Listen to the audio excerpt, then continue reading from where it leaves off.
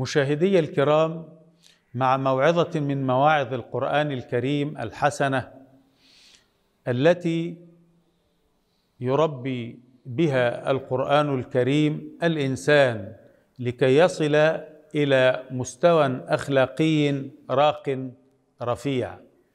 هذه الموعظة تتعلق بالبيوتات، تتعلق ببيوتنا، تتعلق بأسرنا. يقول الله تبارك وتعالى في هذه الموعظة الحسنة العظيمة: وقضى ربك ألا تعبدوا إلا إياه وبالوالدين إحسانا. موضوع الموعظة هو الإحسان إلى الوالدين. موعظة ما أجملها وما أهمها وما أخطرها. الوالد والوالدة تعبا كثيرا على الإنسان، وبالتالي لا بد أن تأتي الموعظة في القرآن الكريم للأبناء بما يجب عليهم تجاه آبائهم وأمهاتهم. ومن إعجاز النص القرآني أنه قال: وبالوالدين إحسانا، ولم يقل وبالأب والأم، لم يفرق بينهما، وإنما ذكر الأب وذكر الأم في لفظ واحد، وهو وبالوالدين إحسانا. فالأب والد والأم والد، كلاهما والد، له حق هو حق الإحسان. وبالوالدين معاملة أساسها الإحسان، والإحسان درجة في السلوك عالية، والإحسان درجة خلقية تزيد على أصل فعل الخير، فالإحسان هو الجمال. وبالوالدين إحسانا.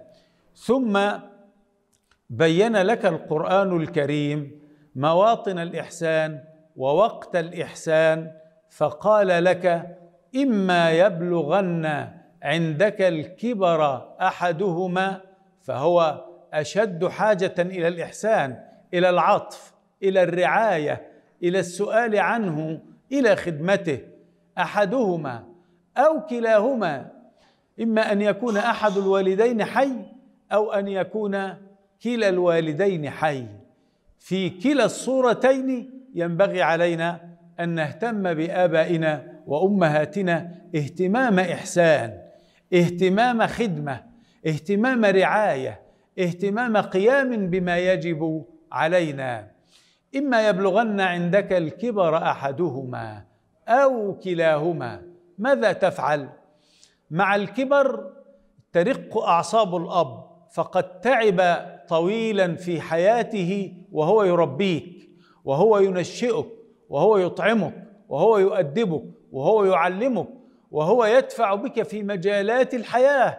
فما أجملك وما أجدرك أن ترحم هذه الأعصاب وهذه الأحاسيس، وأن تعطيها قدرا من الحنان ومن الحب.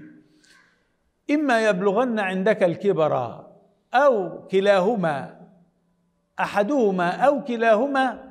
إما يبلغن عندك الكبر أحدهما أو كلاهما، ما الذي عليك أن تفعل؟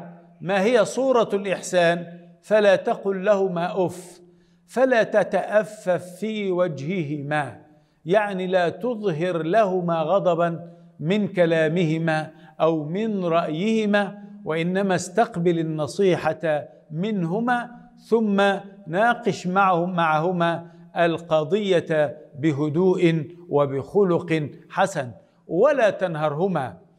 نهى عن التأفف ونهى عن نهرهما، وكلها أساليب وخلق وأخلاق ليست جيدة وليست مستحبة ولا تليق بمن سهرت عليك. ومن سهر عليك عندما كنت تبكي كانت هي تحاول أن تدخل السرور عليك، عندما كنت تجوع كانت هي تعطيك الطعام وتصبر هي.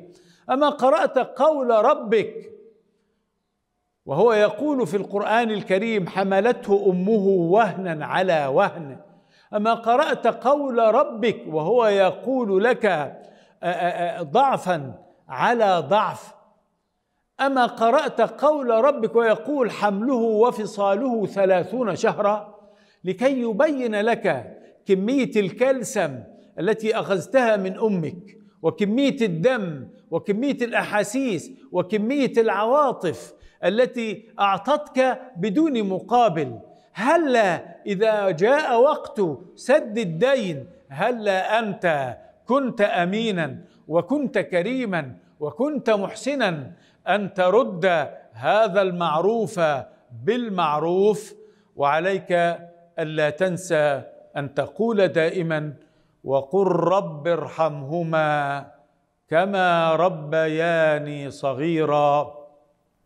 أخي المشاهد، ما هي أوجه الإحسان إلى الوالدين كما جاء في موعظة اليوم؟ ألقاكم على خير، والحمد لله رب العالمين.